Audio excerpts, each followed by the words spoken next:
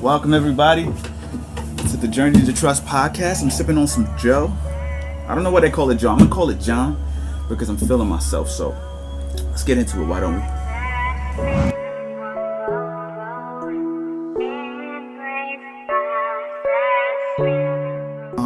Just want to say thank you up front for tuning in and taking your time to listen. This podcast, it's meant to give you an inside look at my journey, chronicling, so to speak, of where I'm at, where I've been, and essentially where I'm headed. At this season of my life, I ask myself the question, where am I headed? At this point, I'm not totally sure. If I'm honest, I battle with depression. Depression actually leaves me feeling a bit lost, a little bit disconnected these days, probably due to the isolation because of the season that the whole world is in right now. I think about it, and it hasn't always been this way. There was a time then when I think about it where it was worse. I didn't even know that I was depressed. I kind of chalked my apathetic disposition, I kind of chalked it off toward me feeling unfulfilled with where I was vocationally.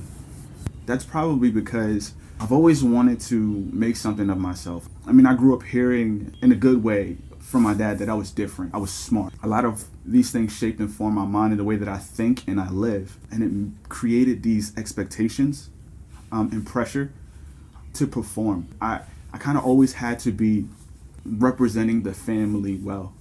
I don't think that's evil in and of itself to represent the family well, but if validation becomes centered around performance as it was for me, the life becomes about accomplishments.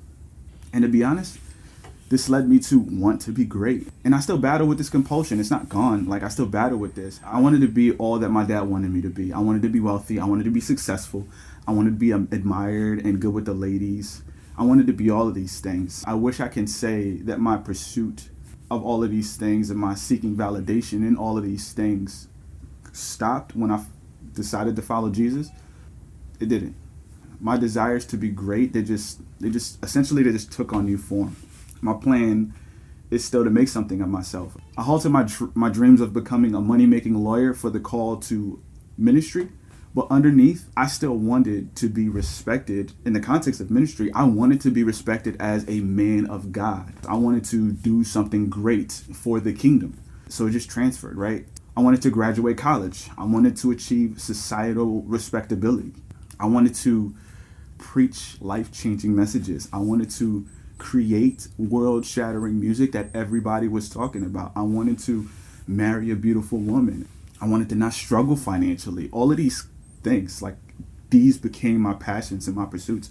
So when I found myself working at Sprint in 2015 with a bachelor's degree in theology, in a strange state, disconnected from my friends and my family, and woefully addicted to porn, I was not exactly feeling like it was God's will to be where I was. My mind was constantly distracted in those days, and I was very self-destructive. I was trying to find connection primarily through women, and so I was on all of the dating apps, every dating app that you can imagine, Bumble, Tinder, whatever. Like, I was on them all. I hit up a lot of women. It was kind of embarrassing, but I knew that I hit a low when I was going back and forth with a prostitute on one of those apps about prices. It's crazy because I used to judge those guys. I used to be the guy to think, how could you stoop so low? How could you get to that level? Well, to be honest, I found out because I was that guy. And I realized that moment I needed to do something different. So I called my family back in New York and I just threw a Hail Mary, cannot come back home. And I said to leave Tennessee, come back to New York because I needed some moral support to get my mind and my soul, my spirit right. And I didn't know it then, but I was actually severely depressed. And the reason why was because my dreams were essentially shattered. My way of being validated was just stripped from me. It was taken from me. And I was so far from the point of arrival that I was surviving by just coping. I was a junkie. So I landed in a recovery program surrounded by people just like me who were taking down my life. They were addicted to drugs, people pleasing. They were addicted to food. They were addicted to sex, codependent. They were just like me. And I was at a point that I was so low, I wasn't thinking about arrival anymore. I was just needing help. I needed to get better. In that season What was crazy is I didn't know that in my desperation, God had a plan to use my brokenness to lead me to the threshold of his kingdom.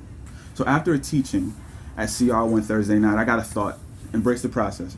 I spent my whole life working toward the next step of arrival, right?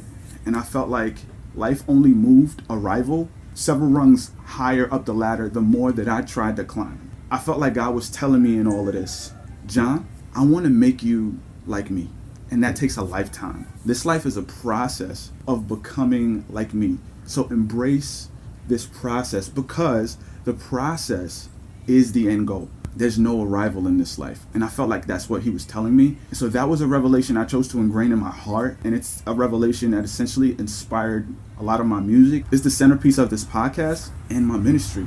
So in creating this podcast, I have the temptation of wanting to make something that can inspire people so that I can be great. So that temptation is still there, right? It's so that John's name can be in the marketplace of influencers. And I'm trying to do war with those temptations and sink my teeth into where my identity is solidified in. Part of it is just by being open, just like I am now. I'm still trying to do battle with my compulsions to uphold my will and just embrace the process of this journey to trust God more than I did yesterday. There are times when circumstances in life, they try to tell me that God can't be trusted. And in that time, that's when I have to ask myself, what kind of God loves sinful people so much he's willing to be a sacrifice so that they can be free? I have to choose to believe that it is a God whose character can be trusted.